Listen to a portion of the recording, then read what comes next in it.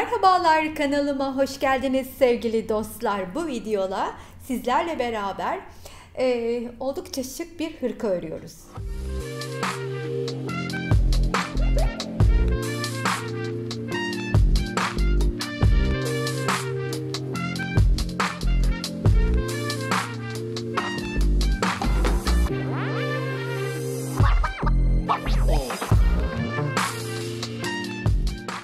Hırkamda kullandığım ipleri ilk olarak size numara söylemek istedim. Belki siz de aynı renkleri kullanmak istersiniz diye.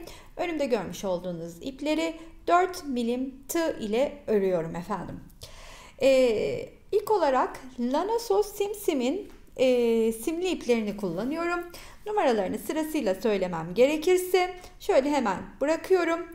C934 Color 934 953 60 60 952 ve 955 böyle gri tonlarıyla bir de pudra seçtim. Alize Cotton Gold'un 200'ünü kullanıyorum ve bir de Alize Cotton Gold'un yine 446 ten rengini kullanıyorum. Kar topunun da siyahı K940, bu görmüş olduğunuz hırkanın içinde mevcut. Şimdi yapımına beraberce başlayabiliriz. Videoya kısa bir ara. Sizlere katıl butonundan söz etmek istiyorum. Katıl butonuna tıklayarak oradaki seçeneklerden birini kendinize göre değerlendirip bana destek olabilirsiniz. Bütün katıl destekçilerime kucak dolusu sevgiler, teşekkürler. Öreceğim model kısa bir ceket olduğu için baseni hiç baz almadan direkt belden yukarıyı baz alıyorum. Bunun için de göğüs ölçüsü benim için önemli. 95 santimi kendime netledim. 95 santime göre uzun bir parça ördüm. Boyunu da kısa bir ceket istediğimden ötürü ya böyle 40 santim civarı örerim diye düşündüm ama şu anda benim ördüğüm parça 37 santim. Yani 95'e 37 santim ördüm. Boyunu daha uzun örmek isteyenler bu kısmı, benim birazdan modelini göstereceğim kısmı daha geniş örebilirler. Tabii ki basını de kapatsın diye düşünen sevgili dostlar ise enini daha bu şu anda yatırdığımda boyu olmuş olur. Boyunu daha uzun çalışabilirler. O sayıları nerede değiştirecekler? Şimdi size göstereceğim. Badem örerek başlıyoruz modelimize. Şöyle dipten göstereyim hemen size. Bademlerimizi örerek başlıyoruz. 66 tane bademin içine çalışarak başladım iplerimle. Biliyorsunuz modelimiz biraz iplerimiz kalın olduğu için 4 milim tığ ile çalışıyorum. Mesela benim 66 ile başladığımı 66'da 95 santime ulaştım. Atıyorum siz 66'da 85'te de kalabilirsiniz. Bu elinizle ya da kullandığınız iple de ilgili olabilir. Buradaki önemli olan 66 tane badem değil, kaç santim olduğudur. Belki siz 100 bademle benim vermiş olduğum ölçülere ya da kendi ölçünüze uygun çalışacaksınız. Tekrar altını çiziyorum. Vermiş olduğum santimi değerlendirin. Asla adeti değil. Ben 66 diyorum ama çok farklı bademlerle de çalışıyor olabilirsiniz ölçünüze göre. Şimdi beraberce modeli oturtalım.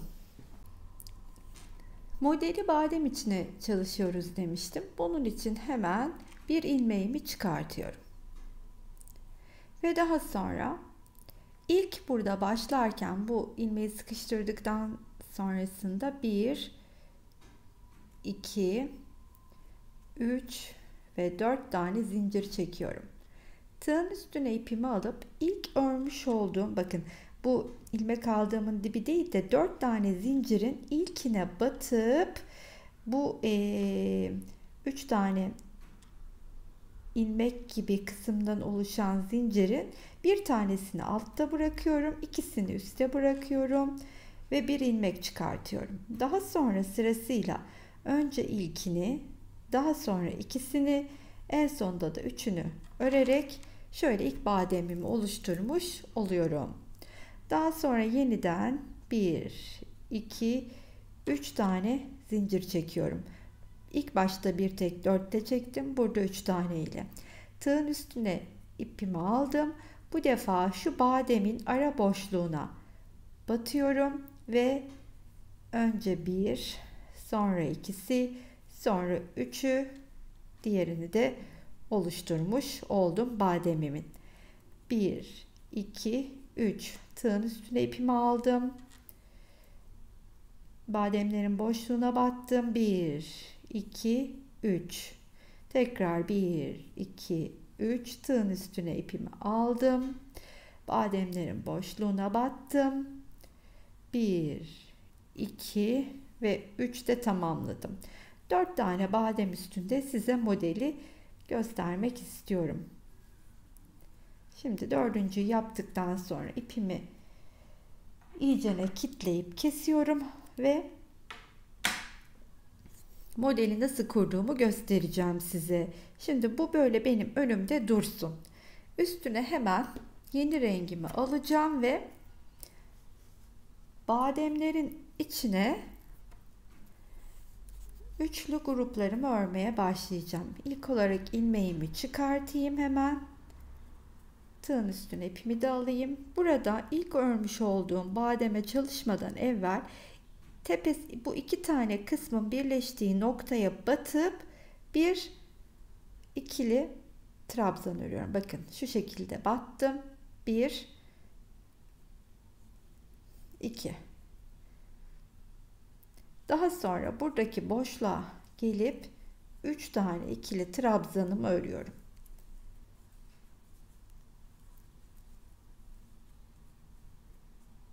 Burada şu tepeye bastığımı batarak ördüğümü saymıyorum.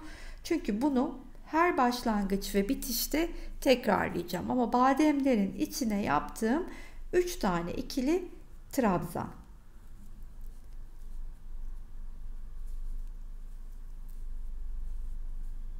Tekrar diğer badem boşluğuna geldim.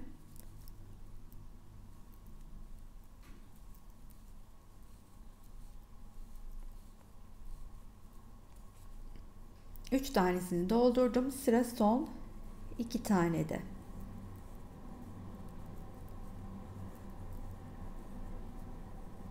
Ve sonuncu badem boşluğunu dolduruyorum. 2 ve 3. Tığın üstüne ipimi aldım. Aynı bu başlarkenki yaptığımı burada bitişte de yapıyorum.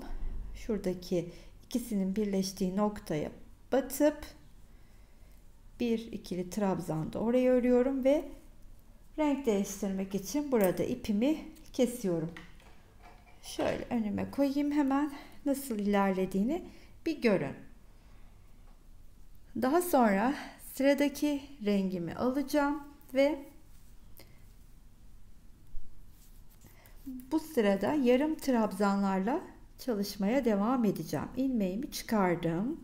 Hemen tığımın da üstüne ipimi aldıktan sonra burada ilk örmüş olduğum trabzanın tepesine batıp bir yarım trabzanımı örüyorum.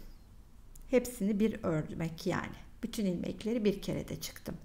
Daha sonra tığın üstüne ipimi aldım ve artık bir alt sıradaki trabzanlarımı sırasıyla, yani daha doğrusu şöyle bir sırayla, ilkini, şimdi bunu saymıyoruz. Bu baştaki bizim zaten direğimizde, onun üstündeki yarım trabzanı ördük. Sondakine de aynısını yapacağım. Şimdi ortadaki üçlü grupları örerken üçlü grubun ilkini arkadan yarım trabzan örüyorum. Bu şekilde. Tığın üstüne ipimi alıyorum. Ortadakini önden. Tekrar tığın üstüne ipimi alıyorum. Üçüncü, yani sondakini arkadan. Şimdi tekrar ilkini arkadan, öndeki bacağı önden örüyorum. Üçlü grubun sonuncusunu arkadan. Yeniden üçlü grubun ilkini arkadan, ortadakini önden, tekrardan üçlü grubun sonuncusunu arka kısmından örüyorum. Üçlü grubun ilki arka, orta, ön, tekrardan üçlü grubun sonuncusu arka. Şimdi burada yeniden üçlü grubun ilki arkadan, ortadaki önden, üçüncüsü arkadan ve burada örmüş olduğumuz trabzanın da tepesine bir yarım trabzan örüyorum. Daha sonra burada bir zincir çekeceğim ve parçayı şöyle döndürüyorum. Döndürdükten sonra bir zincir çekip döndürdüm. Tekrardan 1, 2, 3 zincir çekiyorum ve artık batacağım nokta şurası. Bakın. Benim şu altta gördüğünüz yükselmiş olduğum arkadan ördüklerim önümde kabarık duruyor. İlki değil ikincisi, yani üçlü grubun üçüncüsünün tepesine batıp bir sık iğne. Tekrardan 1, 2, 3. Burada da bakın bunu atladım, bunun üstüne bir sık iğne. 1, 2, 3. Şimdi dibimdekini atlıyorum. Diğer üçüncüye bir sık iğne. 1, 2, 3. Tekrardan önümdekini atladım. Üçüncüye bir sık iğne. 1, 2, 3. Burada da atladım. Buraya da geliyorum. Üçüncüye, yani sonuncuya bir sık iğne örüyorum. Daha sonra burayı bir kilitliyorum ve bu renkle de işim bitti. Kesiyorum ve hemen döndürürken bu iki tane son örmüş olduğum iki sıra olarak ördüğüm sıranın iplerini birbirine bağlıyorum. Şurayı. Döndürdüğümde ise artık hemen yapacağım işlem şu sıranın tekrarı. Yani üçlü grupları ördüğüm sırayı yeniden öreceğim. Bunun için de tekrardan ilmeğimi çıkartıyorum. Tığın üstüne ipimi alıyorum ve ilk biliyorsunuz bacak örerek başlıyoruz. Bu birleştikleri yere bacağımı ördüm. Tekrardan buradaki boşluğa geliyorum. Bu boşluğun içine 3 tane ikili trabzan. Sırasıyla bütün boşlukların içine 3 tane ikili trabzanımı örüyorum. Aynı ilk bademin içine doldurduğum üçlü ikili trabzan grupları gibi. Sonra yeniden yeni rengimi alacağım ve yarım trabzanlarla yaptığım iki sıranın tekrarını yapacağım. Aslında modelde kendini böyle tekrar ediyor olacak. Şimdi şu sonuna kadar geleyim. Hemen buraya da 3 tane ikili trabzanımı öreyim. Şu birleştikleri noktaya batıp şu alttaki kısımdan da bir trabzan. Batamadım oraya tam. Tığ bir tık kalın olunca bir iki tane de çıkıp oraya ikili trabzanımı ördüm ve artık bu renkle de işim bittiğine göre sırada sık iğne ile çalıştığım kısım var. Yarım trabzanlarla, özür dilerim. Hemen onun için de yeni rengi alıyorum. Birlikte başlayalım yeniden. Tığın da üstüne ipimi alıyorum. Buradaki ilk bacağın üstüne batıyorum ve bir yarım trabzanımı ördüm. Daha sonra aynı biraz evvel gösterdiğim gibi trabzanları bir arkadan örüyoruz. Yani üçlü grupların ilki ve sonuncusu arkadan, ortadaki önden. Mantık bu. Üçlü grupların ilki, yani bu arkadan, ortadaki önden ve sonuncusu yine arkadan mantığına devam ediyoruz. Burası bizim modelimizin ön yüzü oluyor. Burası gördüğünüz gibi ön. Bakın burası da arka yüzü.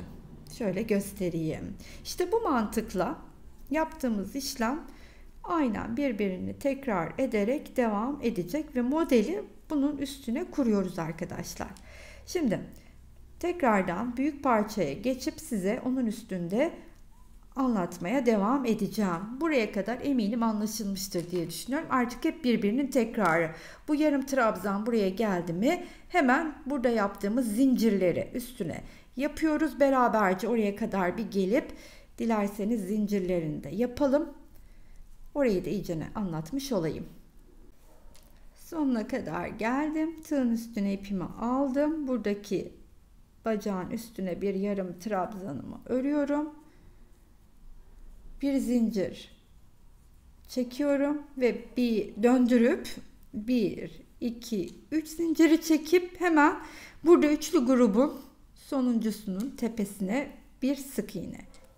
1, 2, 3. Yine önümdeki üçlü grubun üstüne ördüğüm bacağın üstüne bir sık iğne. İşte bu mantık hep tekrar ederek model kuruluyor dostlar. Büyük parçada göstermeye geçebilirim artık. Burada artık benim 5 badem ile oluşturduğum kısmı ben 66 bademle oluşturdum. Siz de ölçünüze göre lütfen başlangıcı ayarlayın. Daha sonra yeterli uzunluğa eriştiğinizi düşündüğünüzde ön ve arkaları şu şekilde ayıracağız. Benim 66 taneydi biliyorsunuz. 15 tane bıraktığım kısım, ayırmaya bıraktığım kısım şu zincirlerle yuvaları oluşturduğum kısım olacak. Oraya geldim. Yeterli uzunluğa da eriştiğimi düşündüğümde bunun 15'ini çok özür dilerim 16 tane kafesi sağda, 16 tane kafesimi yani şu yuvaları solda bıraktım. 16 artı 16 32 olduğu için 34 tane de yuvalı kısım arkada kaldı. Şimdi hemen bu benim zaten modelimin arka yüzü. Önünü döndürüyorum. Şöyle katlıyorum. Şöyle şuradan da katlıyorum. İşte bu da benim çalışacağım kısım artık. Yani önü ayrı çalışacağım. Önü ayrı çalışacağım. Arkayı ayrı çalışacağım. İlk arkayı örerek başlayacağım. İstediğim uzunluğa kadar ki şöyle bir 18 santim falan 18-19 santim örmeyi planlıyorum üstü. Aynı şekilde önü de öreceğim ve nasıl birleştirdiğimi size göstereceğim. Şimdi yapacağım işlem ön parçayı, arka parçayı ve diğer ön parçayı ayrı ayrı örmek. Parçayı katlayarak önüme aldığımda dediğim gibi 16 tane boşluk burada, 16 tane boşluk burada. Hani kafesler, bahsettiğim boşluklar şunlardır. 34 tanesi de arkada kaldı. Bunları şimdi yer belirleyicilerle ayırdıktan sonra şöyle bakın. Ayrı ayrı öreceğim. Yani şu kısmı ayrı, bu kısmı ayrı, arkayı ayrı öreceğim. Artık kol evini oluşturabilmek için. Bundan ötürü de ilmeğimi aldım. Tığın üstüne ipimi de aldım. Ve ilk önüme aldığımda buradan başlayayım. Şimdi ilmek belirleyiciyi tutturduğum yere hemen batıp şöyle batıp bir ikili trabzanımı öreceğim. Boşlukların içine üçlüleri başlamadan evvel. Şuraya hemen şu ipimi de alayım öne. Tığın da üstüne ipimi tekrardan alıyorum. Şu ipi de gizlemek için bir daha alıyorum. Boşlukların içine başlıyorum örmeye. Bu 1. 2 ve 3. Tekrar diğer boşluğa geçtim. 3 tane ikili trabzanımı örüyorum. Bu ön kısmın sonuna kadar her boşluğun içine 3 tane ikili trabzanı örerek ilk sırayı tamamlayacağım. Şimdi bunu ördükten sonra bunu uzatabilirdim ama çok fazla renk kullandığım için farklı renkleri karıştırmayayım diye her rengi elime aldığımda her parçayı tamamlayacağım. Şimdi griyi elime aldım. Ön bir kapak, diğer kapak arka. Gri ile işlemi bitireceğim. Diğer renge geçeceğim. Bütününü öyle örmeyi planlıyorum. Uzunluğunu da şöyle 20 santime doğru, yani ne çok bol olsun istiyorum aslında kol, ne de dar olsun istiyorum. Niyetim şöyle 20 santime doğru tamamlamak uzunluğunu. Şimdi örümüne göre, elime gelişine göre bu sağ parçayı buradan başladım ama bunu mesela buradan başlayacağım. Arkayı önüme yatırıp devam edeceğim. Onları da size bir göstereyim. İlk olarak bunun sonuna bir geleyim. Bu kısımda sona doğru geldiğimde son kafesin içine 3 tane ördükten sonra şu dibine batarak bir de bir bacak daha örüyorum. Yani şu üçlülerin yanına hep yaptığım bacaklarımdan birini daha örüyorum. Sonra kilitledikten sonra bunu kesip hemen diğer tarafa geçiyorum. Yani bunu tamamlamış oldum önden ilk sırasını ve tığın üstüne ipimi alayım. Hemen ilmeğimi çıkarttıktan sonra bunun köşesine geleyim. Şimdi buradaki bakın bitirmişim ama bağlamamışım. Bu iki ipi hemen burada bağlıyorum. Bağladıktan sonra da ikisini de şöyle sola doğru yatıracağım. Ve burada ilk hemen şu ikisinin kesiştiği yerin dibine batıp bir ikili trabzan örerek başlıyorum.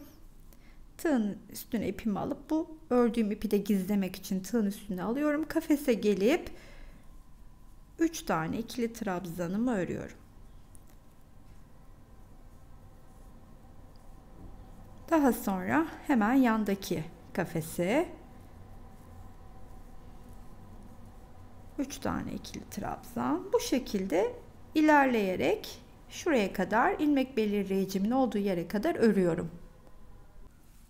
Bu kısmın da sonuna doğru geldim. Burada yine ilmek belirleyicinin olduğu yerin dibine batıyorum ve hemen son bacağımı da oraya örüp burayla da işlemimi tamamlamış oldum. Sıra arkada. Şimdi arka için de hemen parçanın şöyle arkasını önüme yatıracağım ve yine ilmeğimi çıkarttıktan sonra tığın üstüne ipimi alıyorum ve yine aynen ilmek belirleyicinin olduğu yere bir kez daha batıp bir ikili trabzan daha örüyorum aynı boşluğa. Artık burada ayırmış olduk tamamen kol altını. Şimdi yandaki boşluğa geliyorum, zincirlerle oluşturduğum ve tabii ki içine 3 tane ikili trabzanımı öreceğim. Ta ki diğer ilmek belirleyicinin olduğu yere kadar yaptığım farklı bir işlem yok. Her boşluğun içine 3 tane ikili trabzan. Burada örmemişim birlikte.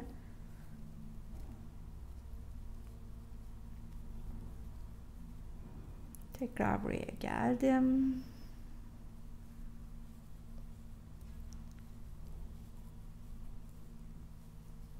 Sonuna kadar devam edeyim.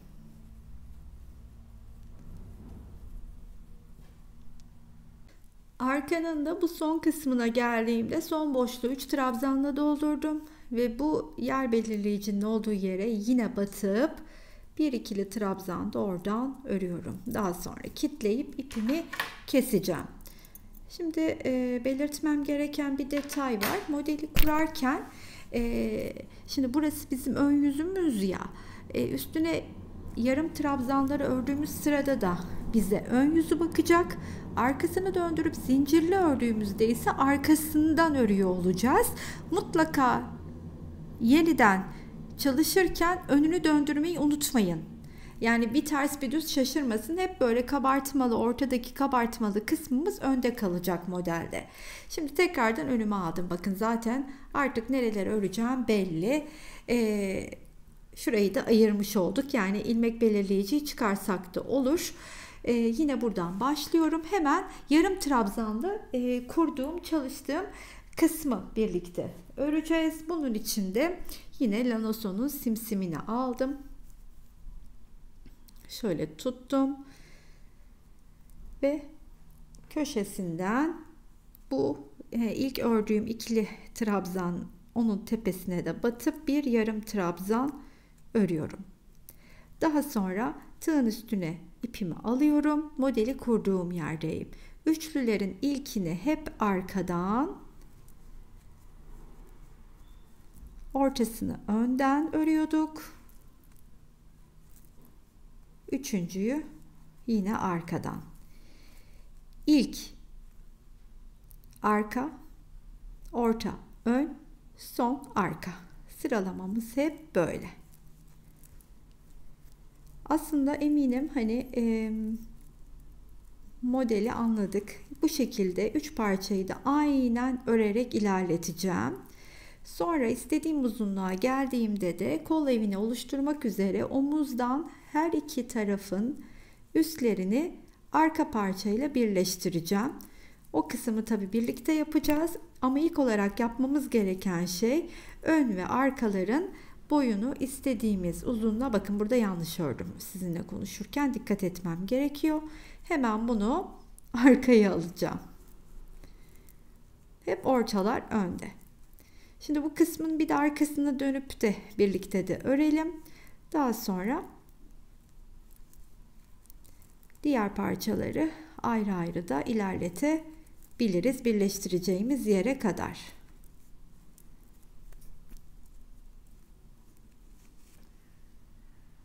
Bu kısmın da sonuna geliyorum. Birlikte gelelim istedim. Hemen tersine dönüp öreceğiz çünkü. Bakın bu son trabzanım, arkadan ördüm. Bu başlarken ördüğümü ise tepesine batıp şöyle hemen onun tepesine batıp bir yarım trabzanımı örüyorum. Bir zincir çekip, şimdi arkasını döndüreceğim ya, bir zincir çekip şöyle arkasını döndürdüm. Yeniden 3 tane de zincir çekiyorum. Ne yapıyordum? Hemen buradaki üçlünün sonuncusuna, yani bakın bu ilk kabartma değil, ikinci kabartmaya 1 2 3, hemen onun üstüne kafesimi kurmaya başlıyorum. 1 2 3, hemen bunun üstüne 1 2 3. Şöyle tekrardan detaylı bir daha göstereyim. 1 2 3, dibimdeki değil buradaki. Hemen sık iğne sonuna kadar devam ediyorum. Sonuna geldiğimde ise burada hemen sonun üstüne batıp bir sık iğnemi örüp güzelce kilitledikten sonra ipimi kesiyorum. Buradaki iki ipi birbirine mutlaka bağlayıp sağlamlaştıracağım şöyle. Sonra yan yatırıp da örüyorum zaten üstüne. Bakın şimdi bu arkasından örmüştüm ya. Şimdi ben bunun önünü çevirip mutlaka üçlü gruplarımı kurmaya başlayacağım. Çünkü hep önden devam edecek üçlü gruplarım.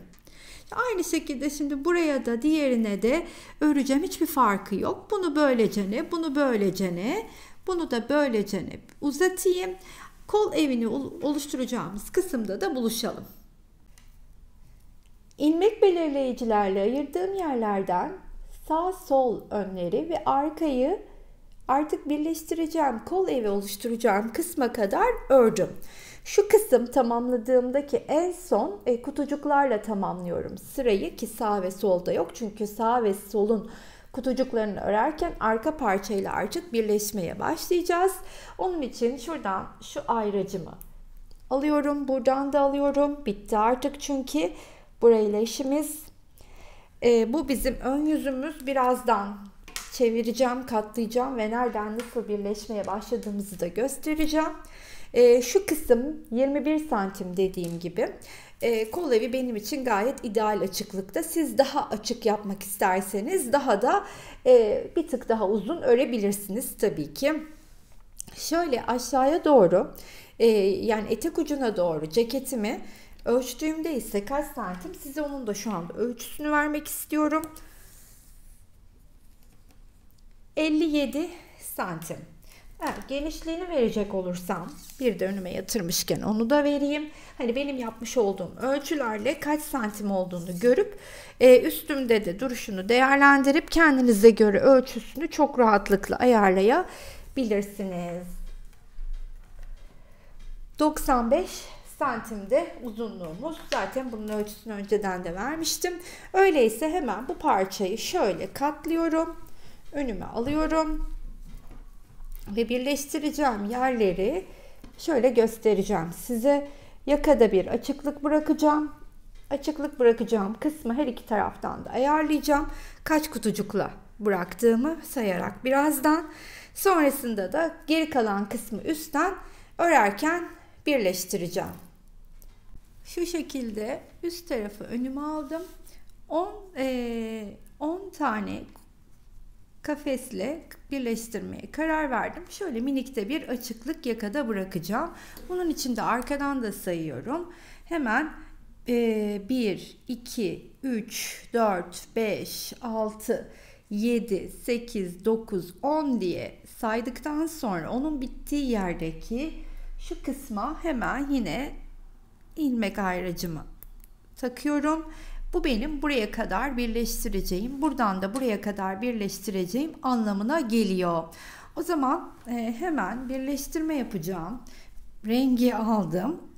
Arkada gri ile tamamlamıştım. Buradan da gri ile kafesleri örerken hemen birleşmeye başlayacağım. İlmeği çıkarttıktan sonra şu parçayı alıyorum. Tığın üstüne de ipimi alıyorum. Bunları hemen şöyle yana yatırırken biliyorsunuz şurada bir üçlüleri örmeden evvel şuradaki orta yere batıp bir ikili trabzan örüyordum. Bu sırada hemen tığımdan çıkacağım. Karşılığını bulacağım. Karşıda da hemen burada üçlü örmeden evvel tek olarak ördüğüm trabzan vardı. Onun tepesine batacağım. Tepesine battım. Ve hemen bu ilmeği onun içinden geçiriyorum. Daha sonra tığın üstüne ipimi alıp hemen buradaki ilk kafes boşluğuna geliyorum ve 3 tane ikili trabzanımı buraya öreceğim. 1 2 ve 3. Tığdan çıkıp karşısındaki denk gelen boşluktan ipimi şöyle çıkartıp bir de zincir çekeceğim. Tekrar buraya dönüp 3 tane ikili trabzanımı örüyorum. Tığdan çıkıyorum. Karşısındaki denk gelen boşluğun içinden ilmeğimi çıkartıyorum. Bir de zincirimi çekip hemen buraya geliyorum. Sıradaki boşluğun, kafes boşluğunun içine 3 tane ikili trabzanımı örüyorum. Çıkıp karşısındaki yine boşluktan ipimi çıkarttım. Bir zincirimi çektim. Alttaki kafes boşluğuna yine 3 tane ikili trabzan. Çıktım. İlmeğimi çıkarttım. İçinden bir zincir. Evet, bu ilmekle ayırdığım, ilmek belirleyici ile ayırdığım yere kadar örmeye devam ediyorum. Aynı mantıkla.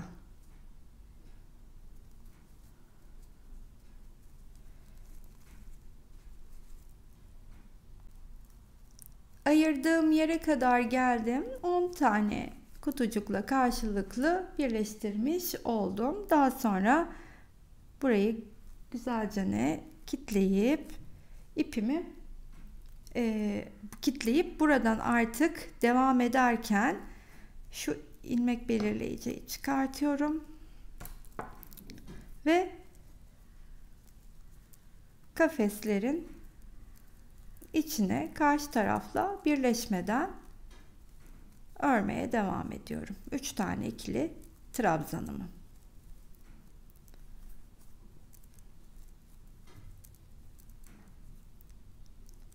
Sonuna kadar da böyle, buraya kadar da böyle devam edeyim. Burada sonuna kadar geldim. Sonda da yine trabzanımı örüp bu üçlüden hariç tamamlıyorum.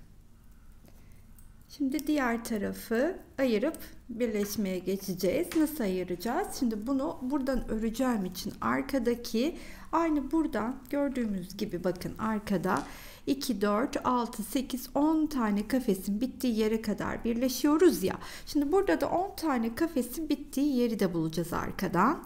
2, 4, 6, 8, 10 tam bittiği yere, çünkü tam bittiği yerden artık birleşmeye de başlayacağız.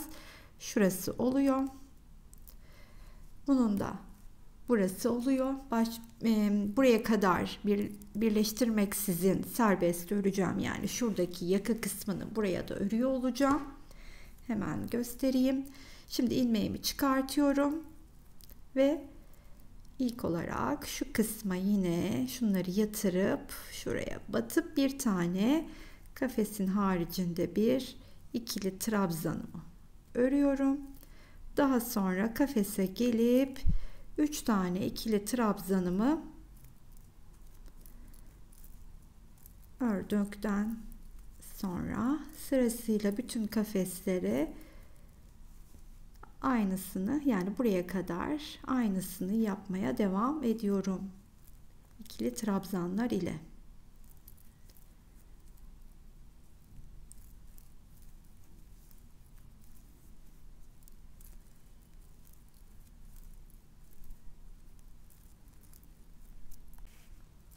Şimdi burada birleşmeden önceki son boşluğumu da dolduruyorum.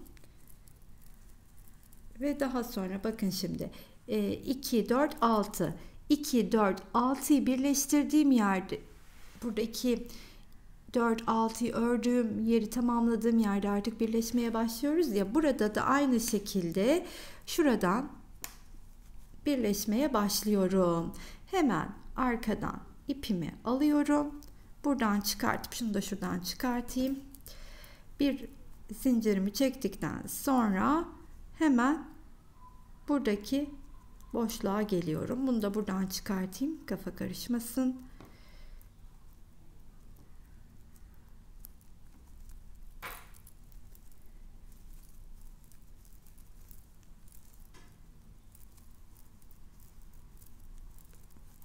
Tığdan çıkıyorum. Arkadaki denk gelen boşluğunu bulup ilmeğimi içinden çıkartıyorum. Bir zincir çekip yandakine geliyorum. Sıranın sonuna kadar aynı bu şekilde göstermiş olduğum gibi omuz kısmını birleştirmeye devam edeceğim.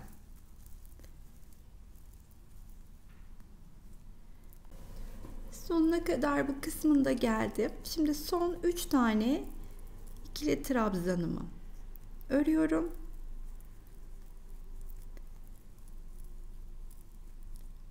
Buradan artık sıra şurada öreceğim.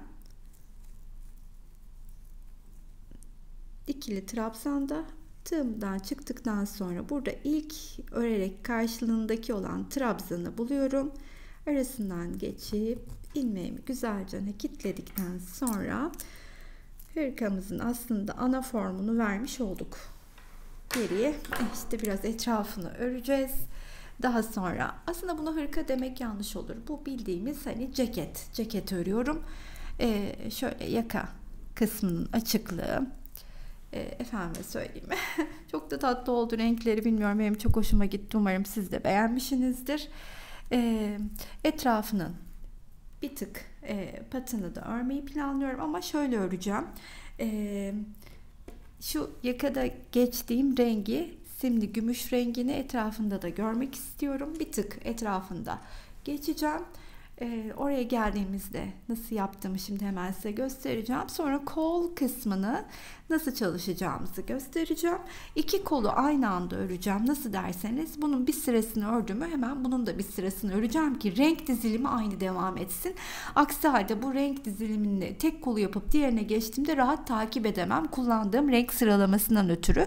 Siz tek renk ya da 2-3 renkle çalışıyorsanız takibiniz çok daha kolay olabilir. Bir kolu bitirip diğer kola geçebilirsiniz. Önüme bu şekilde yatırdım. Tabi hırkanın bu arada ön yüzünün bize bakıyor olması lazım. 2 sıra öreceğim için tersten öreceğim. Çünkü neden? Hırkanın boyun kısmını dolaşmadan şöylecene bakın. Şu kenardan başlıyorum. Dolaşıyorum. Bu kenara geliyorum. Ve tekrar geri dönüp bir tur daha atacağım. 2 sıra hiç boyun kısmına geçmeden. Bunun için de ilk sırayı bu tarz örgülerde, yani tam tur dönmediğimizde bir sıra düzden bir sıra tersten ilerler. Ben ilk olarak tersten başlamak istediğimden bu şekilde önüme yatırdım ve şu parçanın şöyle tutarak önüme alıyorum. Yani ters yüzü bana bakarken örmeye başlayacağım. Bunun için de hemen şurada başta bir ikili trabzanımı örerek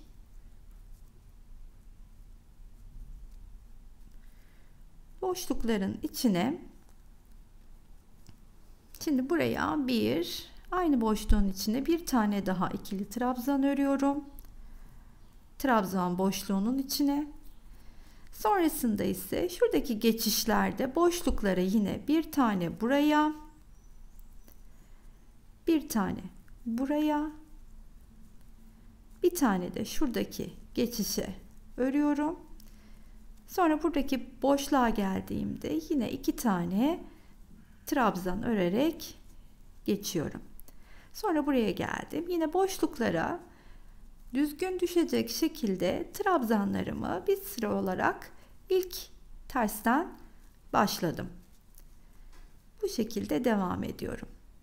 Trabzan boşluklarına, bu hani 2 trabzanın arasına geldiğimizde o boşlukların içine 2 tane ikili trabzanımı örüyorum. Bu etrafını geçerken dilerseniz bir numara küçük tığa da geçebilirsiniz. Bunu da belirtmek isterim. Şimdi tekrar buraya geldim. Bir tane buraya örüyorum. Bir tane şu boşluğa örüyorum. Pardon, şuraya örmeden geçtim. Düzgün düşecek şekilde göz kontrolümü de yaparak ara ara bir marullanma ya da bir kasma var mı diye, eğer marullanma ya da bir kasma varsa ona göre ya trabzan sayımı arttıracağım ya da eksilteceğim. Bu şekilde ilerleyeyim. Sonuna kadar bu şekilde bir kenarın geldi. Burayı birlikte geçelim istedim. Şimdi burada şu gri'nin içine son 2 taneyi daha örüyorum ve şu yan tarafın şu kısmın geçişine geldik, köşe dönüşüne. Şimdi buraya battığımda şuradaki düzgünlüğü sağlamak için ilk şuradan bir taneyi daha öreyim, öyle dönüşe geçeyim. Şimdi buraya geldim. 2 tane, 3 tane ikili trabzan örmeye karar verdim. 2 zincir çektim, döndüm ve aynı boşluğun içine köşe dönüşünde olduğum için 3 tane daha ikili trabzanımı yapıp bakın buradaki dönüşü gayet güzel sağladım. Şimdi artık dönüşte etek ucunda bademlerin alt tarafına yapacağımız işlem çok belli. 3 tane ikili trabzanımızı örüp diğer köşeyi oluşturacağımız etek ucuna kadar ilerleyeceğiz.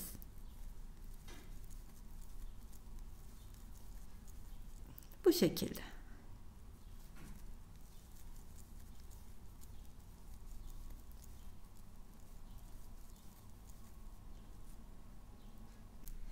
Etek ucunun diğer tarafına kadar örerek devam ettim. Şimdi tam buraya geldiğimde yine köşe dönüşü yapacağım için en sondaki badem boşluğuna ilk önce 3 tane ikili trabzanımı örüyorum. Daha sonra araya 2 zincir çekiyorum ve yeniden 3 tane ikili trabzanımı aynı boşluğun içine örüyorum. Şuradaki kısma geçerken de yine bir ikili trabzan örerek geçeceğim. Diğer tarafta öyle yapmıştım. Ve bu boşluğa geldiğimde yine 2 tane ikili trabzan ve diğer tarafı gösterdiğim gibi bu boşlukları düzgünce dolduracak şekilde örerek trabzanlarla geçişi yapıyorum. Ama şu trabzan boşluğuna geldiğimde hep 2 tane ikili trabzan, daha sonra boşlukları güzelce doldurarak ikili trabzanlarla ilk turu diğer yakaya gelince tamamlamış olacağım. Ondan sonrasında ise ikinci sıraya birlikte geçeriz. Geriye de kollar kalır efendim bu ceketimizde.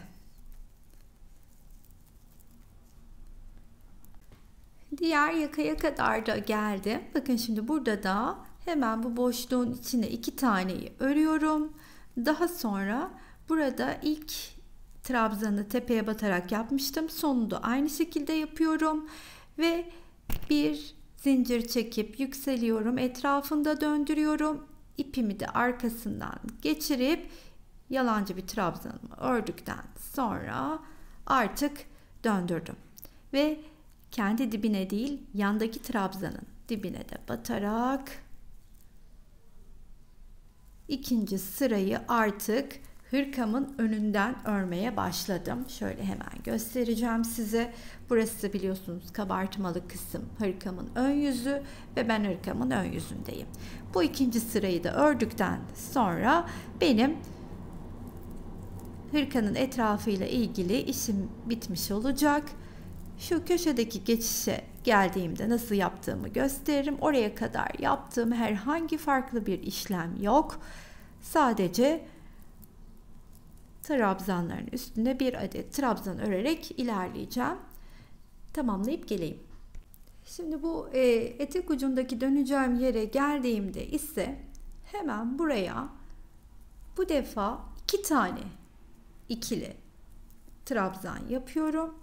2 zincir çekiyorum. Yine aynı boşluğun içine 2 tane ikili trabzanımı örüp diğer trabzanların tepesine ikili trabzanlarımı örmeye devam ediyorum. Bu şekilde diğer yakanın bitişine kadar öreceğim. 2 sırayı tamamladıktan sonra da artık kolun yapımına beraberce geçebiliriz. Şöyle göstereyim.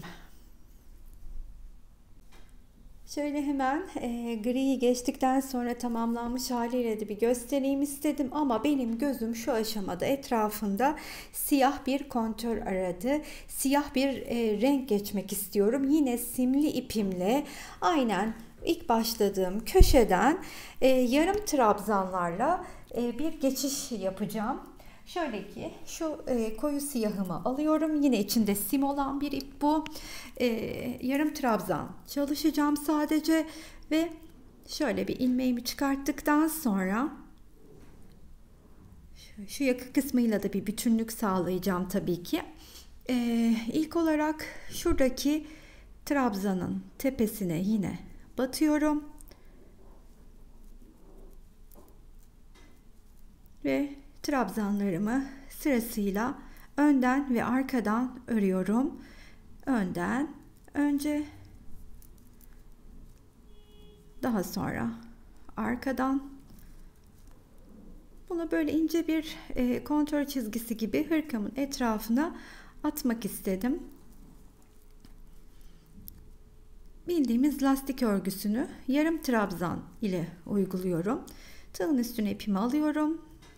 Trabzanı öne alıyorum. Hepsini bir. Tekrar tığın üstüne ipimi alıyorum. Bu defa arkaya alıyorum trabzanı. Ve yine hepsini bir örüyorum. Bu şekilde bir hırkanın etrafını geçip tamamlamış olayım istedim. Hem de bir hırkanın içiyle de bir bütünlük yakalamış olacağız. Çünkü içeride de lastik uygulamasının aslında lastik tekniğini kullandık bir nevi. Onunla da bütünlük sağlamış olacağız. Yakada geçerken düz trabzan öreceğim. Yarım trabzanları lastik değil de düz gibi öreceğim. Oraya geldiğimizde de oradaki geçişi de gösteririm. Şimdi şurayı bir tamamlayıp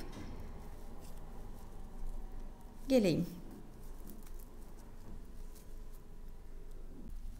Yarım trabzanlarla lastiği geçerken bu köşe kısmına geldiğimde ise yine köşedeki trabzanları göstermiş olduğum gibi örerken boşluğun içine de 2 tane yarım trabzanımı önce örüyorum.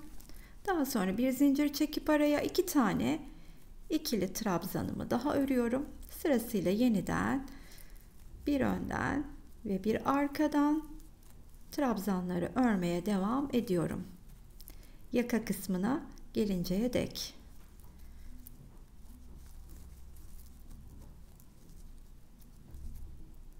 Yukarıda yakanın olduğu yere kadar geldiğimde de hepsinin tepesine battım. Şöyle ki yani bir daha birlikte yapalım. Yaklaşırken trabzanları yine önden ve arkadan yarım trabzanla örüyorum. Buradaki trabzanın tepesine de bir tane yarım trabzanımı örüyorum. Biliyorsunuz öyle başlamıştım. Şimdi burada bir zincir çekip artık yaka kısmını da geçeceğim için dönüş için bir zincir çekiyorum ve buraya bir yarım trabzan örüyorum. Boşlukların içine düzgün bir şekilde ilerleyecek şekilde örmeye devam ediyorum yarım trabzanlarımı. Şöyle düşüşü göze hoş gözükecek şekilde. Şuraya atladım. Her bir trabzanın tepesine bir yarım trabzan örüyorum. Burada lastiği bıraktım artık. Normal örgüyle devam ediyorum yaka kısmında.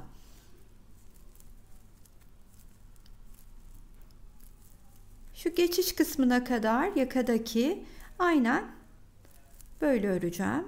Şuradaki kısmı da birlikte geçeriz. Yakanın olduğu kısma geldiğimde ise yine trabzanın burada tepesine bir tane örüyorum. Şuradaki geçiş noktasındaki yere de bir tane şu dönüşte de, daha doğrusu şu boşluğa, trabzan boşluğuna batıp örüyorum ve orayı da düzgün bir şekilde geçmiş oldum. Aynı şekilde diğer yakanın birleştiği kısımda da devam edeceğim. Yani şurada da aynı şekilde öreceğim. Başladığım noktaya yaklaşırken şimdi burada yine şu trabzan boşluğuna geldiğimde oraya bir tane ikili trabzanımı örüyorum. Sonra geçiş için bir zincir çekmemiştim. Bir zincir çekip buradaki ilk yarım trabzanın tepesine de batıp şöyle bir tam oraya iyi düzgün yere batamamışım. Yanlış yere batmışım. Bir zincir çektim. Batacağım yer şöyle sağlam bir noktası olacak ki evet şimdi oldu. Güzelce de kilitledikten sonra ipimi kesiyorum.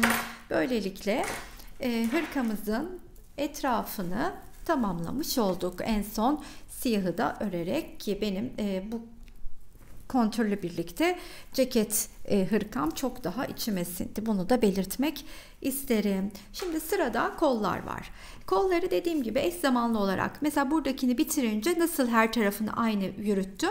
Bu kolun ilk sırasını bitirdim. Diğer tarafı da öreceğim. Daha sonra buraya geldim oraya. Her renkte iki tarafı da eş zamanlı örüp devam edeceğim ki hangi renkleri kullandığımı karıştırmayayım. Ben şimdi kolun ilkinin etrafını örüp geliyorum.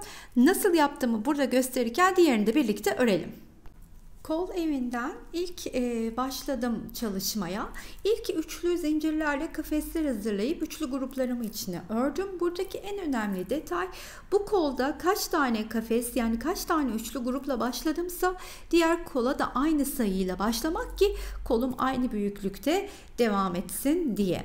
Şimdi ben burada 28 tane kafes içine çalıştım. Burada da dikkat edeceğim en önemli nokta 28 tane kafesimi oluşturuyor olmam. olmak.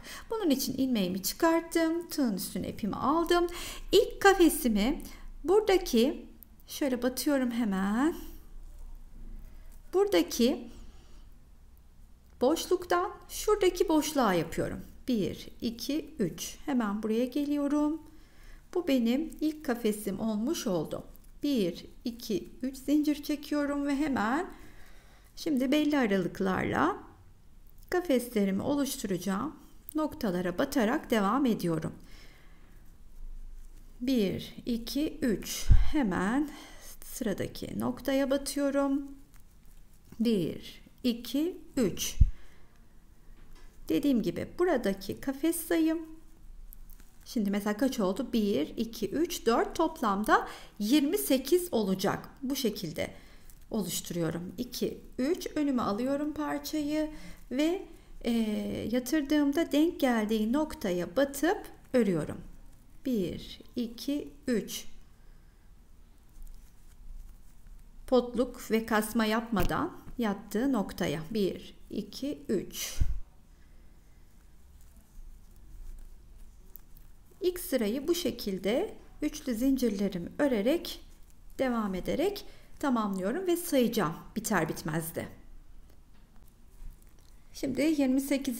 kafesi de yapıyorum. Hemen buradaki ilk yapmış olduğum kafesin dibine batıp arasından şöyle batıp arasından da kaydırarak geçiriyorum ve hemen kafesin içine gelmeden evvel buraya bir yalancı trabzan örüyorum hemen bulunduğum noktaya. Şimdi bu burada dursun. Bu burada dururken bütün kafes boyunca kafeslerin içine 3 tane ikili trabzan öreceğim. Şimdi bu ilk ördüğüm bacak hariç. O orada tek başına bizim modeli kurarken çalışacağım ilk kısım. 3. Her kafesin içine 3 tane ikili trabzan örerek modelimi devam ettiriyorum. Modelin diğer renkli olan kısmını da üstüne, üçlü grupların üstüne aynı bedende yaptığım işlemi tekrarlayarak yaptım.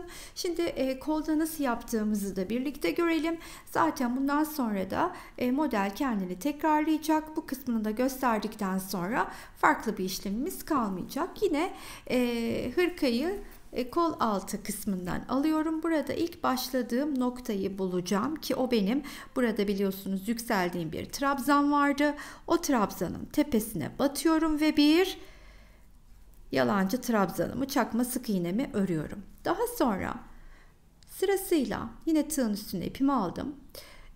Bunun üstüne ördüm sıra bunda. Sırasıyla trabzanları biliyorsunuz ilk ve sondaki trabzanı arkadan, öndekini ortadan örüyordum.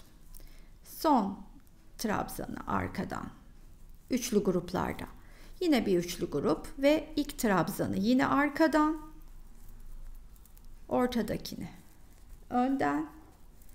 İlk trabzanı yine arkadan. Bu şekilde ilk trabzan arka, orta, ön. Yine ikinci trabzan, sonuncu trabzan, üçlü grubun sonuncusu arkadan. Bu mantıkla bütün kol çevresini başladığım yere kadar devam ettirerek örüyorum.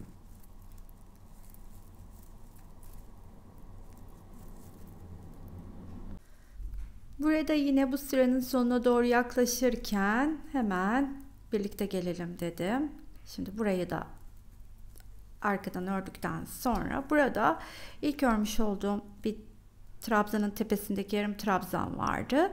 Onun tepesine batıyorum, kaydırarak üstüne geliyorum ve bundan sonra da üçerli zincirleri öreceğiz. Nasıl mı öreceğiz? Şöyle ki diğer bedende ördüğümüzde bize kılavuz olan aslında şu ters olan kısımlardı. Onları baz alarak devam ediyorduk. Ama bu defa arkadan ördüklerimiz bize yine arkası dönük ama onları baz alacağız. Mesela şimdi 3 tane zincirimi çektim. Şu önden ördüğümün yanındakinin tepesine batıyorum ve örüyorum. Tekrardan 3 tane zincirimi çektim. Hemen onun yanındakinin tepesine batıyorum. Şu üstten ördüğümün 1, 2, 3 üstten ördüğümün tepesindekinin yanına batıp örüyorum. Bütün bir kol çevresini bu şekilde devam ettiriyorum. Ve sağlama yapmak açısından, yani doğru yaptığımızdan emin olmak açısından yuvaları tamamlayıp sona geldiğimizde kafesleri bir kez saymakta fayda var. Eğer sayımız doğruysa, yani mesela ben 28 ile başlamıştım. Benim kafes sayım 28 ise doğru yaptım, bir hatam yok demektir. Siz kaç kafes örmüşseniz kendi sayınızla sağlamanızı üstüne modeli kurmadan evvel yapın derim ki sayılarda bir şaşma olmasın. Şöyle. Burada da yine son zincirimi çekiyorum artık. Ve ilk ördüğüm bu bacağın üstüne geliyorum. Oradan kilitliyorum. Sayım 28 kafeste. Ben kontrolünü sağladım. Şimdi buradan sonra yapacağım işlem artık belli. Ne yapıyorduk? Kafesleri ördükten sonra kafeslerin içine üçlü gruplar halinde ikili trabzanlarımızı örüyorduk. Hemen başlıyorum ilk grubumu örmeye. Şimdi ilmeğimi çıkarttım ve benim hep başladığım yer belli. Şu bacağın üstü, yani buraya ilk trabzanımı öreceğim. 1. Bu ilk trabzanımı ördükten sonra tığın üstüne ipimi alıp hemen kafesin içine giriyorum. Kafesin içine 3 tane ikili trabzanımı örüyorum. Ve bundan sonra sırasıyla başladığım bu noktaya kadar üçlü gruplarımı örmek.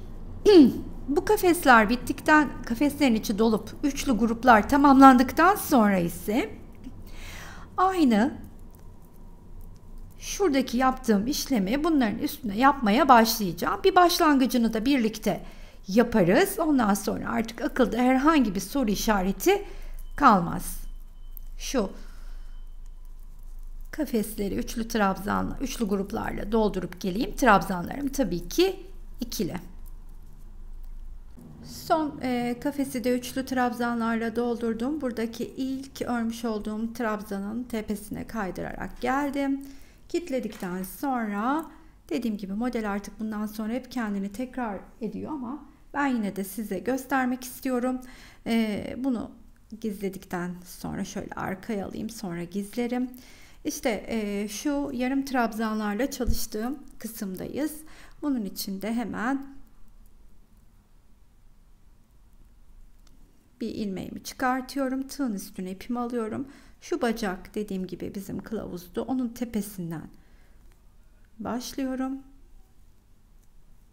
Daha sonra ilkini arkadan, ortadakini önden, yani bildiğimiz teknik, göstermiş olduğum tekniği kol boyunca, kolu istediğim, benim için ideal ölçüye getirene kadar devam ediyorum. Bu şekilde. İlkini arkadan, ortadakini önden, sonuncusu gene arkadan mantığıyla modelimi bu şekilde kola da uyguluyorum. O zaman kolları da bitireyim. Kol ağzında buluşalım. Kolları örerken üstüme deneyerek devam ettim. Böylelikle ideal istediğim ölçüyü de bulmuş oldum tabii ki. Şu şekilde şuraya kadar devam ettim. Bakın aynı bedendeki örme şeklini ördüm. En son artık kolun bitimine, yani şu kısmı öreceğim yere geldiğimde modeli göstermiş olduğum şu şeklinde bıraktım.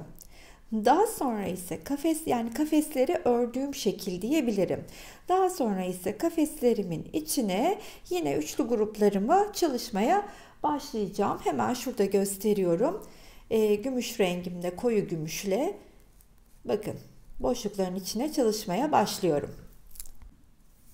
İlmeğimi çıkarttıktan sonra her zaman kol altına gelen yerden ilk trabzanla başlamıştım. Onun yukarı doğru çıkışını yine buldum ve onun dibine batarak hemen bir şöyle dibine batıyorum. Yani kafeslerin içine üçlüleri örmeden evvel buraya bir tane ikili trabzanımı bağımsız olarak örüyorum. Daha sonra tığın üstüne de ipimi alıp tekrardan kafesin içine geliyorum ve kafesin içine 3 tane ikili trabzanımı örüyorum. Daha sonra bir yandaki kafese geçiyorum. Onun içine de 3 tane ikili trabzan, sırasıyla bütün kafeslerin içine 3 tane ikili trabzan. Şöyle göstereyim. Bu başladığım noktaya kadar böyle devam edeceğim. İlk sırayı tamamladım. Üste çıkarken hemen burada ilk örmüş olduğum trabzanın tepesine batıp kaydırma yöntemiyle geliyorum. Bir zincir çekip yükseliyorum. Etrafında döndürüp bu ipi arkasından alıyorum. Ve artık aşağıda örmüş olduğum her trabzanın tepesine bir adet ikili trabzan örerek bu sırayı da bu şekilde tamamlayacağım.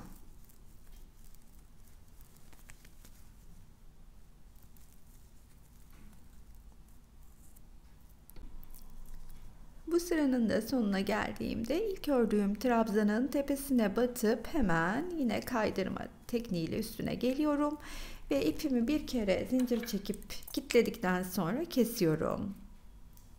Bu artan burada uzayan ipimizi, kalan ipimizi, yanıma ince tığ almamışım.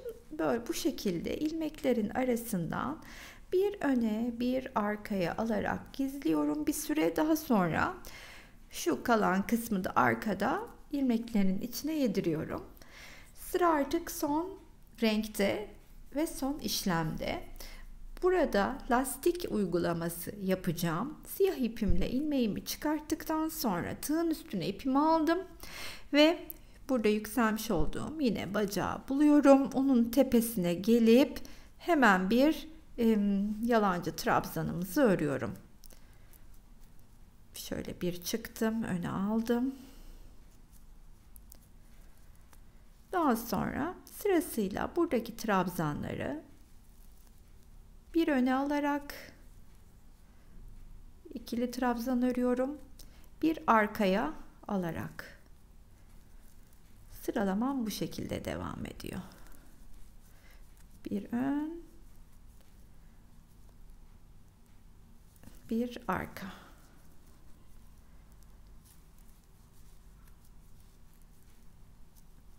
Bütün bu son sırayı aynı göstermiş olduğum bu teknik ile örüp başladığım noktaya kadar geleyim.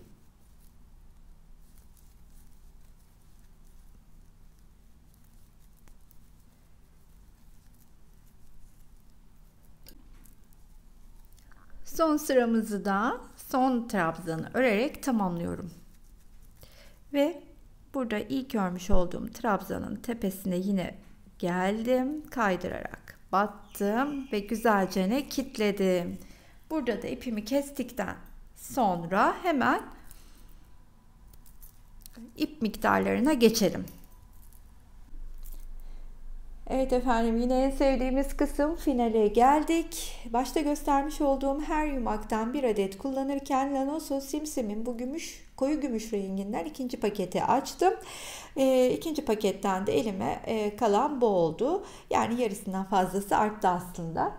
Elinizde olan simli ipleri değerlendirebilirsiniz. Bükümü daha uygun olan ipler mutlaka vardır hırka için, ki bu Lanoso Simsim biraz sert ve bükümü değişik, farklı düşüyor. Siz elinizdeki sarmalarda özellikle var olan simlileri kullanıp değerlendirebilirsiniz. Çok daha güzel düşecektir. 38 beden şu an benim önümdeki hırkam, vermiş olduğum ölçülerle. Başta 66 badem ile başlamıştık. 66'yı dilediğiniz kadar arttırıp geniş örmeniz mümkün hırkanızı. Boyunu da ona göre fazla örerek çok rahatlıkla çoğaltabilirsiniz. Beden değiştirmek oldukça kolay. Buraya kadar izleyen herkese çok teşekkür edip bir kalbini rica ediyorum. Beğeni ve yorumlarınız benim için çok kıymetli. Hala abone değilseniz abone olmayı unutmayınız efendim. Sıradaki videolarda görüşmek üzere. Hoşça kalın arkadaşlar.